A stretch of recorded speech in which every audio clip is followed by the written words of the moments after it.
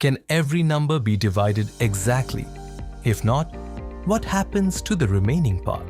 Today we'll learn an important mathematical rule called Euclid's division lemma. Assalamu alaikum and welcome to Step Up Maths. In this lesson, we'll understand Euclid's division lemma with simple examples.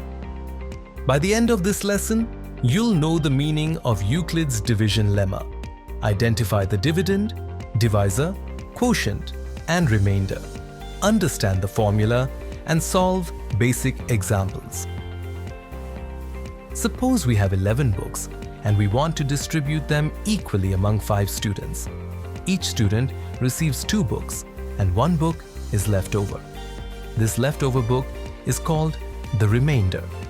This idea forms the basis of Euclid's division lemma.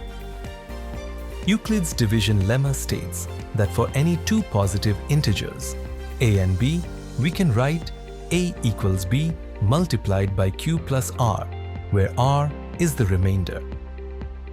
The remainder must satisfy one important condition.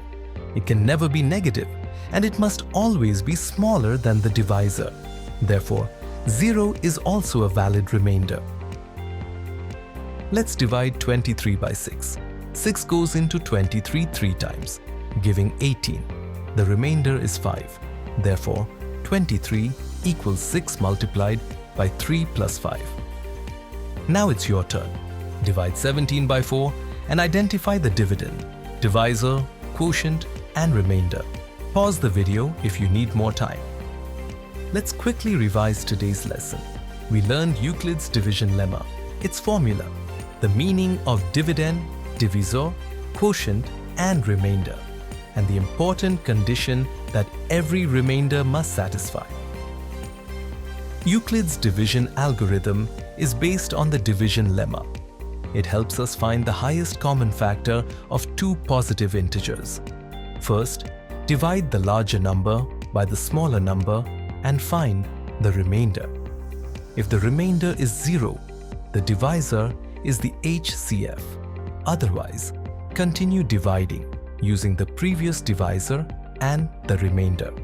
Repeat this process until the remainder becomes 0. The last non-zero remainder is the HCF.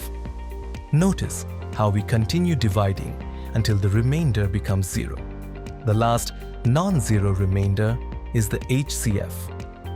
In the next lesson, we'll solve exercise 1.1 from the Telangana SSC Mathematics textbook and learn how to find the HCF using Euclid's division algorithm.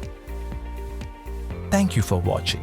If you enjoyed this lesson, please like, share, and subscribe to Step Up Maths. In our next lesson, we'll learn Euclid's division algorithm with simple examples. See you in the next class.